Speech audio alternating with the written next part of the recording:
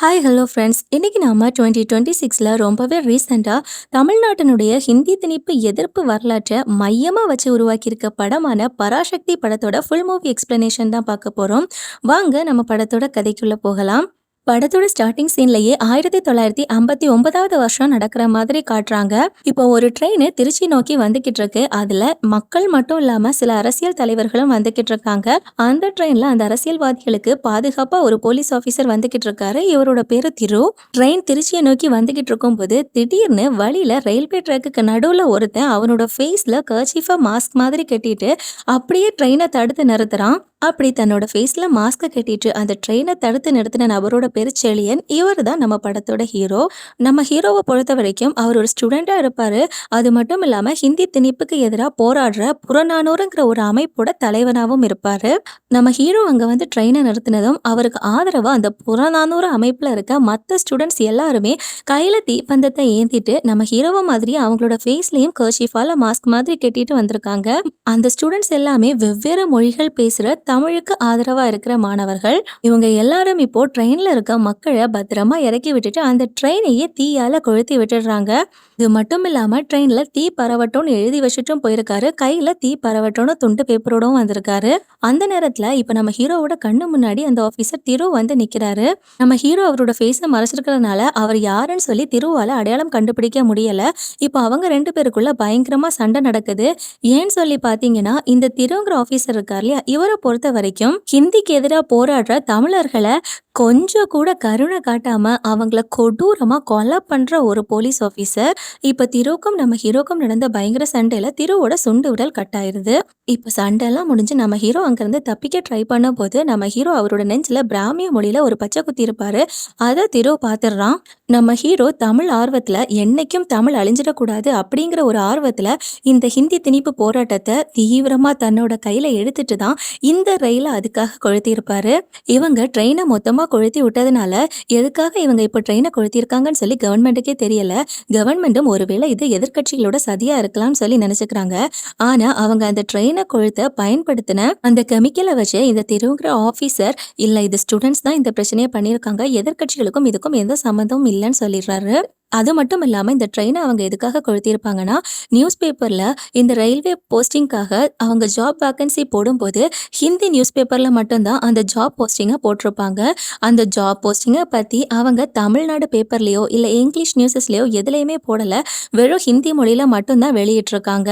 அப்படி அவங்க ஹிந்தி மொழியில மட்டும் வெளியிட்டாங்கன்னா தமிழ்நாட்டில் இருக்க மக்களுக்கு எப்படி அந்த வேலை வாய்ப்பை பத்தி தெரிய வரும்? அப்படி தெரிய வராம நிறைய பேருக்கு வேலை வாய்ப்புகள் இழந்து போறதுக்கான வாய்ப்புகள் இருக்கு. அதனாலதான் தமிழ் மேல ஆர்வம் கொண்ட நம்ம ஹீரோவோட அந்த புறநானூறு இயக்கத்தை சேர்ந்த மொத்த மாணவர்களும் சேர்ந்து ரயில்வே துறைக்கு சம்பந்தமான அந்த ட்ரெயினையே கொளுத்தி விட்டுருக்காங்க. அங்க கட் பண்ணா இப்போ திருவுக்கும் நம்ம ஹீரோக்கும் நடந்த சண்டையில திருவோட கைவிரல் கட்டாயிருக்கும் இல்லையா, அதனால தன்னோட இந்த நிலைமைக்கு காரணமான அவனை நான் சும்மாவே விட மாட்டேன்னு சொல்லி நம்ம ஹீரோ மேல அவரு பயங்கர கொலவரியில இருக்காரு. நம்ம திருவை பொறுத்த வரைக்கும் அவரும் தமிழர் தான். ஆனா அவர் ஏன் தமிழை இந்த அளவுக்கு எதிர்க்கிறாருன்னு சொல்லி பாத்தீங்கன்னா, நம்ம திருவோட அப்பா தமிழ், அம்மா ஹிந்தி. இதனால இவர் வேலை பார்க்குற டிபார்ட்மெண்ட்ல இவர் தமிழன்னு சொல்லி இவர் சுத்தமா மதிக்கவே மாட்டாங்க. அதுல இருந்து தான் இவருக்கு தமிழ்நாட்டுக்காரங்களையோ இல்ல இந்த தமிழையோ சுத்தமா பிடிக்காது. அதுக்காக தான் தமிழுக்கு எதிராக போராடுறவங்களை இந்த மாதிரி கொலை பண்றதுல கொலை வெறியோட இருக்கிறவரு. பண்ணா இப்போ இந்த தீயரிப்பு சம்பவத்துல நம்ம ஹீரோவோட அமைப்பை சேர்ந்த கோவிந்தனுங்கிற ஒரு ஸ்டூடெண்ட் அந்த தீல மாட்டி இறந்து போயிருக்கான் போல. இதை கேட்ட நம்ம ஹீரோவால தாங்கிக்கவே முடியல. மொழியை காப்பாத்துறதுக்காக ஸ்டூடெண்ட்ஸை தான் கூட்டிட்டு போய் போராட்டம் பண்ணதுனாலதான் ஒரு உயிர் போயிருச்சுன்னு சொல்லி கில்ட்டி ஃபீலிங்ல இனிமே இந்த மாதிரி எந்த போராட்டத்திலையும் ஈடுபடக்கூடாதுன்னு சொல்லி நம்ம ஹீரோ முடிவெடுக்கிறாரு. இதனால இனிமே யாரும் உயிரிழக்க கூடாது, தீ பரவட்டும், தமிழ் வாழ்க அப்படின்னு சொல்லிட்டு நம்ம ஹீரோ தமிழுக்காகவே உருவாக்கப்பட்ட அந்த புறநானூறுங்கிற அமைப்பை இதோட நிறுத்திக்கிறேன் அப்படின்னு சொல்லிட்டு நம்ம ஹீரோ அந்த அமைப்பை விட்டு வெளியே வந்துடுறாரு. இப்போ இந்த ஸ்டூடெண்ட்ஸ் எல்லாருமே ஹிந்தி எதிர்ப்புக்காக போராட்டம் பண்றது பிரைம் மினிஸ்டருக்கு தெரிய வருது. அப்போ இருந்த பிரைம் மினிஸ்டரும் இந்தியா ஃபுல்லா முதன்மை மொழியா ஹிந்தி தான் இருக்கணும்னு சொல்லி நாம போட்ட ரூல்ஸை நான் மொத்தமா கேன்சல் பண்றேன். இந்தியால இருக்க எல்லா மாநிலங்கள்லயும் அவங்களோட மாநில மொழியே முதன்மையா இருக்கட்டும். 1965வது வருஷம் வரைக்கும் இந்த ரூல் செல்லுபடி ஆகும் அப்படின்னு சொல்லி அப்போ இருந்த பிரைம் மினிஸ்டர் ஒரு ஆர்டரை போட்டிருக்காரு. அங்க கட் பண்ணா இப்போ 1964வது வருஷத்த காட்டுறாங்க. நம்ம ஹீரோ எந்த டிபார்ட்மெண்ட்டுக்கு எதிரா போராடினாரோ, இப்போ அதே ரயில்வே துறையில தான் வேலை பார்த்துக்கிட்டு இருக்காரு. ட்ரெயின்ல கரி அள்ளி போடுற வேலைய தான் நம்ம ஹீரோ இப்ப பார்த்துக்கிட்டு இருக்காரு. இப்படி இருக்கும்போது ஆல்ரெடி இருந்த பிஎம் இறந்து போயிட்டாரு. ஸோ அவரோட மறைவுக்கு அப்புறமா இப்போ புதிய பிஎம் பொறுப்பேற்கும் போது, அவர் ஆட்சிக்கு வந்ததும் திரும்ப இந்தியா முழுக்க ஹிந்தி மொழி தான் முதன்மையான மொழியா இருக்கணும் அப்படிங்கிற மாதிரி அதே ஹிந்தி திணிப்ப மொத்தமா கொண்டு வர ட்ரை பண்றாரு. அதே சமயம் தமிழ்நாட்டுல ஹிந்தி திணிப்புக்கு எதிரா அந்த கவர்மெண்ட் எந்த ஒரு போராட்டங்களும் நடத்தல. அப்படி இருக்கும்போது நம்ம ஹீரோக்கு டிடிஆர் ஜாபுக்கு போறதுக்கான ஒரு இன்டர்வியூ அட்டெண்ட் பண்ண சொல்லி வந்திருக்கு. அதுல எப்படியாவது போய் நாம சாதிக்கணும்னு நம்ம ஹீரோ நினைக்கிறாரு. ஆனா அந்த ஜாபுக்கு அவரு போகணும்னா அவருக்கு ஹிந்தி தெரிஞ்சிருக்கணும். அதனால ஹிந்தி கத்துக்கிறதுக்காக இப்ப நம்ம ஹீரோ ஒரு பொண்ணு கிட்ட போறாரு. இந்த பொண்ணு எம்பியோட ஒரு பொண்ணு. இவங்க நம்ம ஹீரோ வீட்டுக்கு ஆப்போசிட்ல தான் இருக்காங்க. இவங்க தான் நம்ம படத்தோட ஹீரோயின். நம்ம ஹீரோக்கு ஹிந்தி சொல்லிக் கொடுக்குற டீச்சரா நம்ம ஹீரோயின் தான் இருக்காங்க. இப்போ இவங்க 2 பேருக்குள்ள லவ் ட்ராக்கும் ஓடிக்கிட்டு இருக்கு. நம்ம ஹீரோ இவ்வளவு தூரம் கஷ்டப்பட்டு சம்பாதிக்கிறது அவரோட தம்பி சின்னதுரைங்கிறவனுக்காக. நம்ம ஹீரோவோட தம்பி ஒரு என்ஜினியரிங் ஸ்டூடெண்ட். தம்பியோட படிப்புக்காகவும் அவன் பெரிய ஒரு என்ஜினியரா மாறணும் அப்படிங்கிறதுக்காகவும் தான் நம்ம ஹீரோ இந்த ரயில்வே துறையில கரி அள்ளி போட்டு கஷ்டமான வேலையை அவனுக்காக பார்த்துக்கிட்டு இருக்காரு. இந்த சின்னதுரையை பொறுத்த வரைக்கும் அவனும் நம்ம ஹீரோவ மாதிரியே ஸ்டூடெண்ட்ஸை எல்லாம் கூட்டிட்டு ஹிந்தி திணிப்புக்கு எதிரா பயங்கரமா போராடுற ஒரு துடிப்புள்ள இளைஞனா இருக்கான். முன்னாடி காலத்துல ஹிந்தி திணிப்புக்கு எதிரா புறநானூறு அப்படிங்கிற இயக்கத்தை வழிநடத்தின இயக்கத்தோட தலைவனே நம்ம ஹீரோ தான் அப்படிங்கிறது அவரோட தம்பியான சின்னதுரைக்கு இதுவரைக்கும் தெரியாது. நம்ம ஹீரோயின் ஒரு ரேடியோ ஸ்டேஷன்ல வேலை பார்த்துக்கிட்டு இருக்காங்க. அவங்க அப்படி வேலை பார்த்துக்கிட்டு இருக்கும் போதே அவங்களுக்கு நிறைய ரகசியமான தகவல்கள் எல்லாம் தெரிய வரும். இந்த தகவல்கள் எல்லாத்தையும் வச்சு இவங்களும் ஹிந்தி திணிப்புக்கு எதிரா போராட்டம் பண்ணிக்கிட்டு இருக்காங்க. அது மட்டும் இல்லாம நம்ம ஹீரோவோட தம்பியான சின்னதுரை கிட்ட இந்த மாதிரியான ரகசிய தகவல்கள் எல்லாத்தையுமே நம்ம ஹீரோயின் சொல்லுவாங்க. நம்ம ஹீரோவும் ஹீரோயினும் லவ் பண்ணிக்கிட்டு தான் இருப்பாங்க. ஆனா நம்ம ஹீரோயின் இத பத்தி ஹீரோ கிட்ட சொன்னதே கிடையாது. அங்க கட் பண்ணா இப்ப நம்ம ஹீரோ அவர் சம்பாதிக்கிறதே அவரோட தம்பிக்காக தானே. சோ இப்போ அவரோட தம்பிக்கு காசு அனுப்புறதுக்காக அவர் கொஞ்சம் காசை தன்னோட பாட்டி கிட்ட கொடுக்கறாரு. அவங்களும் அந்த காசை எடுத்துட்டு சின்னதுரைக்கு மணி ஆர்டர் அனுப்புறதுக்காக போஸ்ட் ஆபீஸ்க்கு போறாங்க. ஆனா அங்க போய் பார்த்தா இப்போ மணி ஆர்டர் ஃபார்ம் மொத்தமாவே ஹிந்தியில இருக்கு. இதனால இவங்களுக்கு அந்த ஃபார்மை ஃபில் பண்ணவே முடியல. சரின்ட்டு அங்க ஒர்க் பண்றவங்க கிட்ட அதை ஃபில் பண்ணி கேட்பாங்க. அவங்களும் எங்களுக்கு ஹிந்தி தெரியாது அப்படின்னு சொல்லி கையை விரிச்சிடுறாங்க. இதனால அவங்க ரொம்பவே கஷ்டப்படுறாங்க. இப்படி எல்லா இடத்துலயும் ஹிந்தியை திணிச்சுக்கிட்டு இருக்காங்க. இந்த தகவல் இப்போ அந்த சின்னதுரைக்கு தெரிய வருது.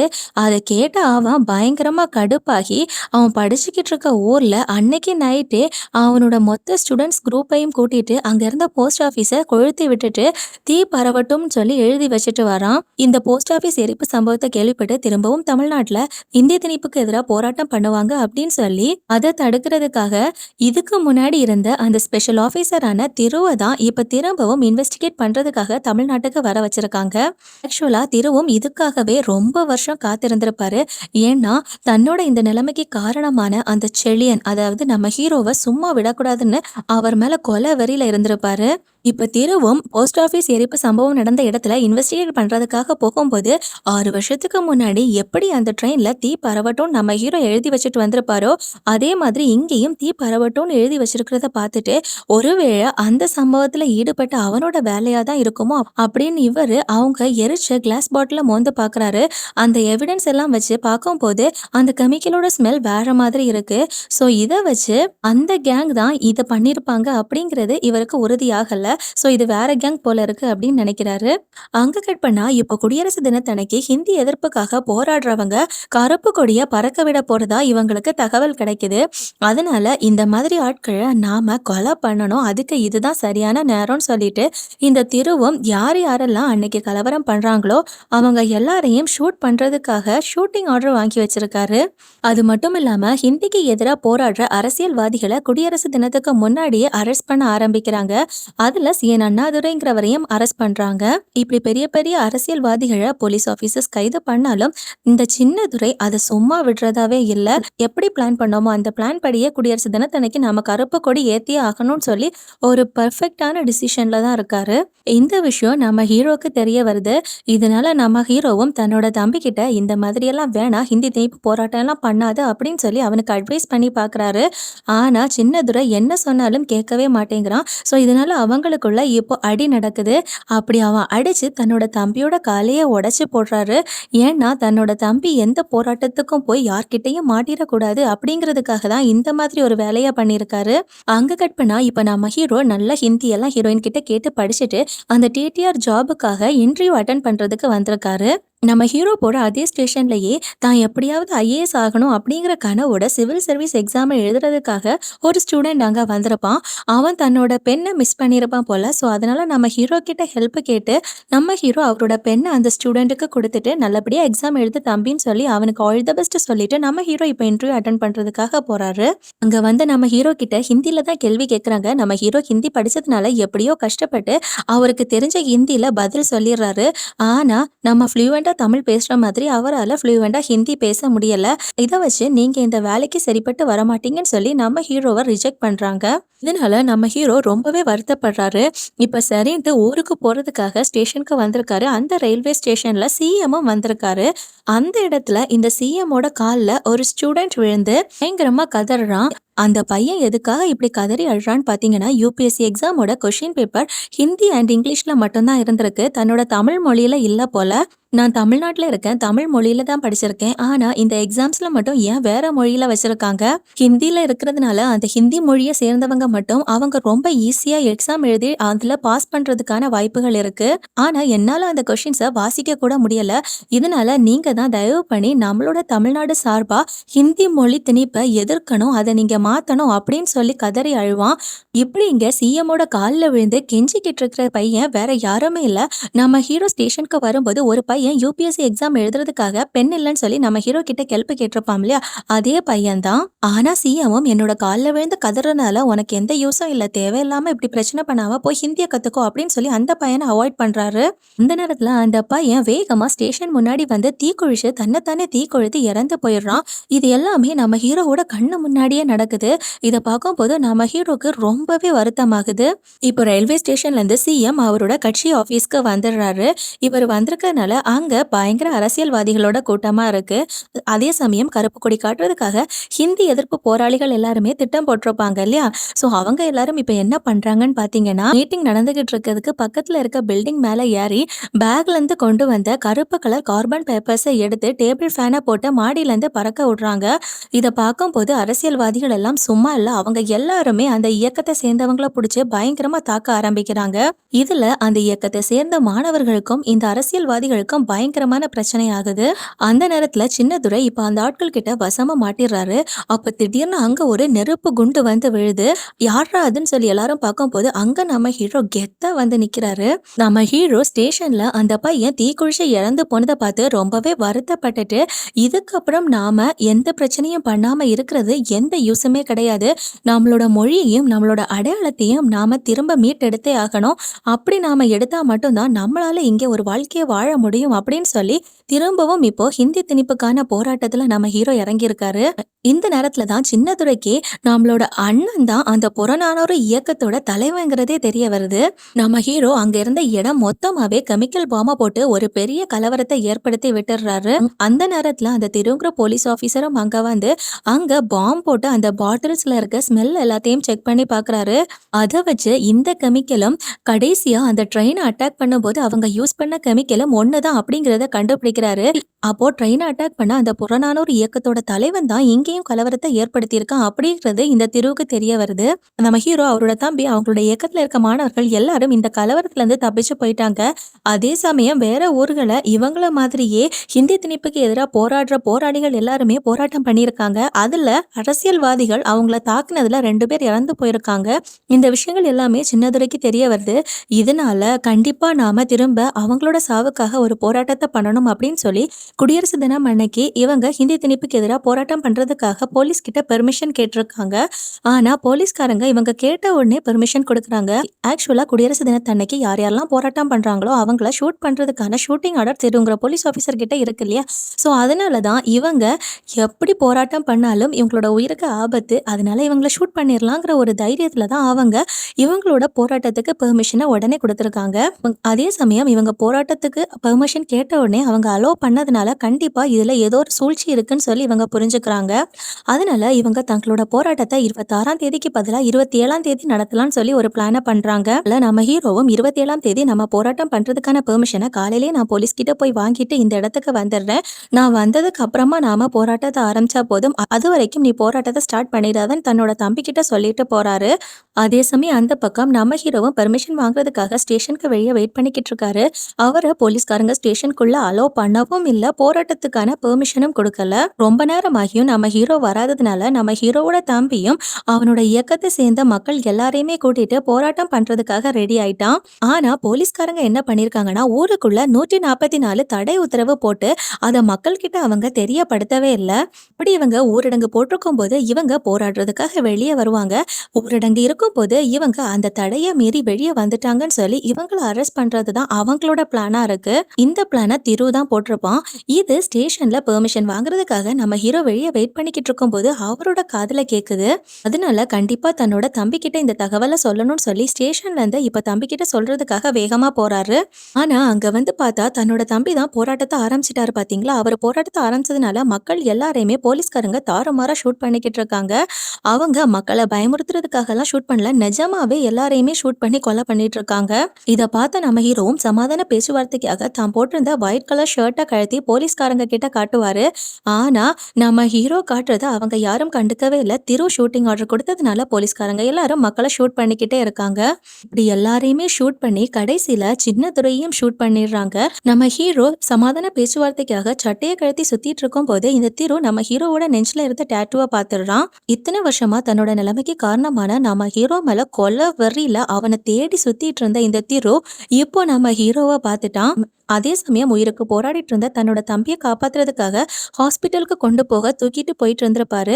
அப்போ அங்க வந்த திருவும் ஹீரோவை போட்டு பயங்கரமா அடிச்சு அங்க இருந்து ஸ்டேஷனுக்கு கூட்டிட்டு போவாரு. அங்க உயிருக்கு போராடிட்டு இருக்க நம்ம ஹீரோட தம்பி சின்னதுரைய பார்த்து அவனை காலால எட்டி மிதிச்சு சாக்கடைக்குள்ள தள்ளி விட்டுட்டு போயிடுறான். இப்போ ஸ்டேஷனுக்கு கொண்டு வந்து நம்ம ஹீரோவை பயங்கரமா போட்டு அடிச்சுக்கிட்டு இருக்கான். நம்ம ஹீரோ கிட்ட உன்னோட டீம்ல இருக்க எல்லாரோட பேரையும் சொல்லுன்னு சொல்லி பயங்கரமா கேட்டுட்டு இருக்காரு. ஆனா எவ்வளோ டார்ச்சர் பண்ணி கேட்டாலும் நம்ம ஹீரோ ஒருத்தரோட பேரை கூட சொல்லவே இல்லை. ஒரு கட்டத்துல கடுப்பான திருவும் நீ சொல்லலன்னா என்ன, நானே எல்லாரையும் கண்டுபிடிக்கிறேன் அப்படின்னு சொல்லிட்டு அங்கிருந்து போறாரு. அந்த டைம்ல இந்த திருவோட டீம்ல இருந்த ஒரு தமிழ் ஆபீசர், அவர் என்ன இருந்தாலும் தமிழர், அதனால நம்ம ஹீரோ இப்படி தமிழுக்காக அடி வாங்கி சாகுறது அவரோட மனசாட்சி ஏத்துக்கல. சோ நம்ம ஹீரோக்கு ஹெல்ப் பண்ணணும்னு நினைக்கிறாரு. அவரும் நம்ம ஹீரோ கிட்ட வந்து என்னால முடிஞ்ச ஒரு சின்ன ஹெல்ப்பை தமிழுக்காக நான் பண்றேன் அப்படின்னு சொல்லிட்டு இந்த கத்தியை நீ வச்சு என்ன குத்திட்டு இங்க இருந்து தப்பிச்சு போயிரு அப்படின்னு சொல்றாரு. இந்த பேச்சை கேட்டு நம்ம ஹீரோவும் அந்த கத்தியை வச்சு அவரை குத்திட்டு அங்கிருந்து தப்பிச்சு போறாரு. இப்ப திருவுக்கு நம்ம ஹீரோ அங்கிருந்து தப்பிச்சு போயிட்டாருங்கிறது தெரிய வருது. இதனால கடுப்பான திருவும் அந்த ஆபீசர் மேலதான் சந்தேகப்படுறான். ஏன்னா அந்த ஆபீசர் ஒரு தமிழரா இருக்கிறதுனால. அதனால அவன் தன்னோட கன்னை எடுத்து அந்த ஆபீசரையே ஷூட் பண்ணி கொலை பண்ணிடுறான். நம்ம ஹீரோ இப்போ தப்பிச்சு வந்ததுக்கு அப்புறமா தன்னோட புறநானூறு இயக்கத்துல இருந்த எல்லாரையும் இப்போ திரும்ப ஒண்ணு கூட வைக்கிறாரு. இந்த இயக்கத்துல தமிழ் மாநிலத்தை சேர்ந்த மாணவர்கள் மட்டும் இல்ல, இந்தியா ஃபுல்லாவே ஒவ்வொரு மாநிலத்துல இருக்க மாணவர்களும் இந்த புறநானூறு இயக்கத்துல ஒரு மெம்பரா இருக்காங்க. அவங்க எல்லாரையும் ஒண்ணு சேர்த்து நம்ம தமிழ்நாட்டுல மட்டும் போராட்டம் பண்ணா போதாது, சென்ட்ரல்லையும் போய் நாம போராட்டம் பண்ணணும் அப்படின்னு சொல்லிட்டு நம்ம ஹீரோ இப்போ டெல்லிக்கு போராட்டம் பண்றதுக்காக போறாரு. அன்னைக்கு நைட்டே எல்லாரும் நிறைய போர்டு ரெடி பண்ணி ஊர் பெயர்கள் எல்லாத்தையும் தமிழ்ல எழுதி பஸ்ல எல்லாமே ஹிந்தி வாழ்கன்னு சொல்லி தமிழ்ல எழுதி வைக்கிறாங்க.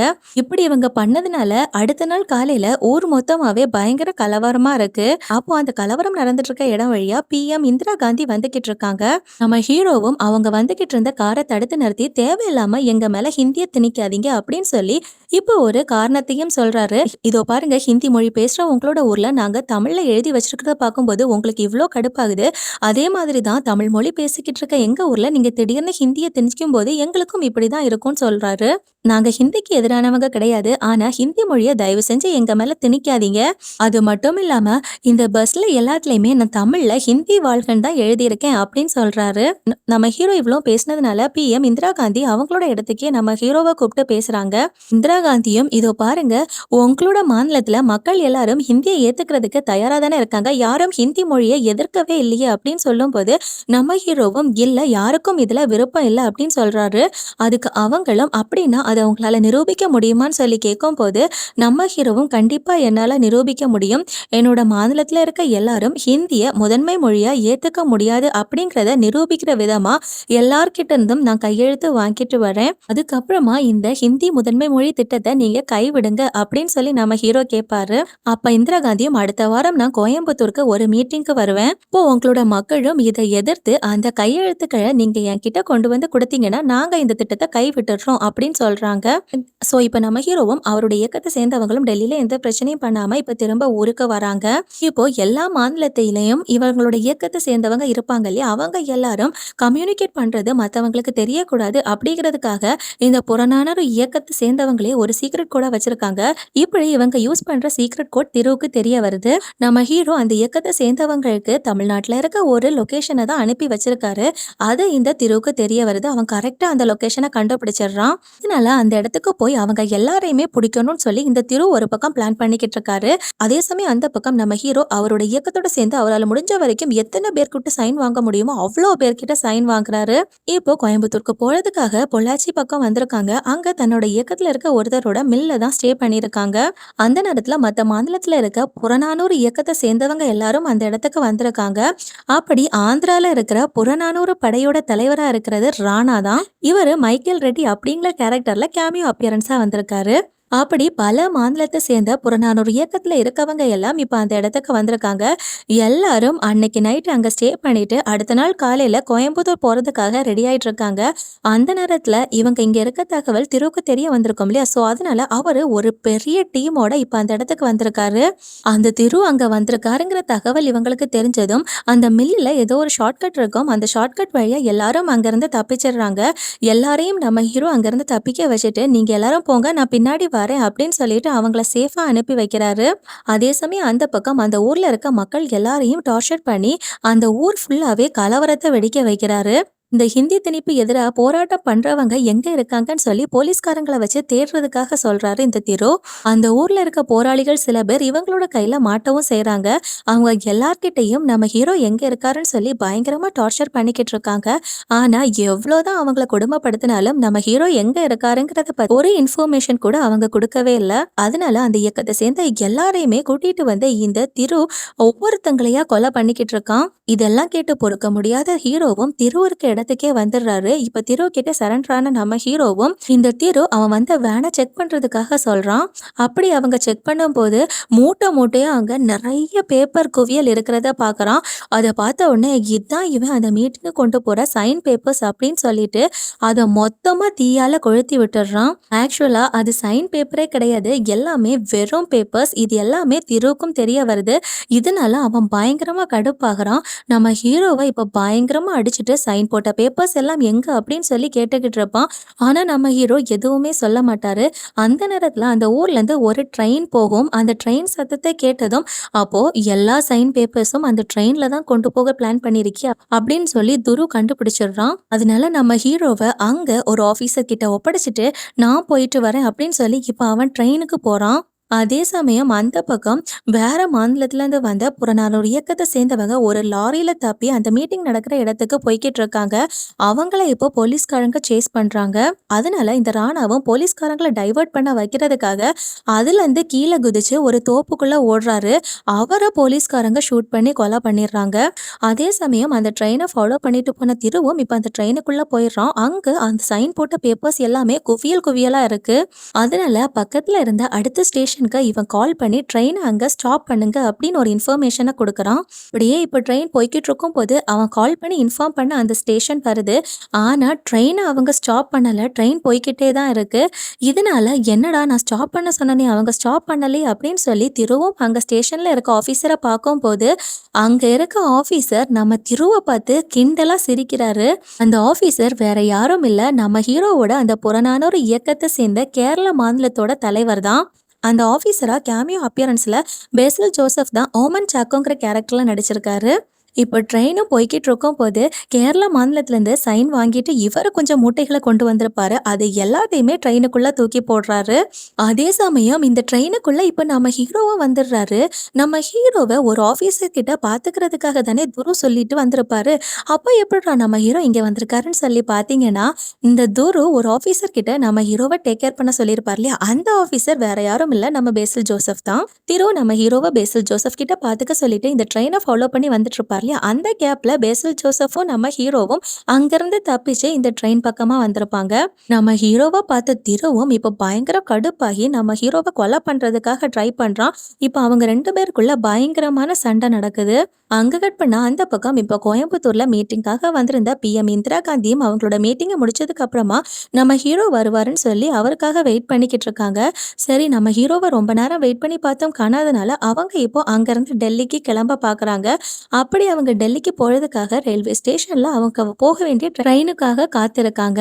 இந்த பக்கம் இங்க கோயம்புத்தூருக்கு வந்துகிட்டு இருக்க அந்த ட்ரெயின்ல இவங்க 2 பேரும் பயங்கரமா சண்டை போட்டுக்கிட்டு இருக்காங்க. ஒரு கட்டத்துல அந்த ட்ரெயின்ல இருக்க சைன் போட்டு அந்த மொத்த ஃபார்மையும் எரிக்கிறதுக்காக இந்த திருவும் அந்த ட்ரெயினோட என்ஜினை கொளுத்தி விடுறான். அதனால நம்ம ஹீரோவும் எரிஞ்சுக்கிட்டு இருக்க அந்த என்ஜின்லயே திருவை தள்ளி விட்டுட்டு அந்த என்ஜின் பெட்டியை மட்டும் தனியா கழட்டி விட்டுறாரு.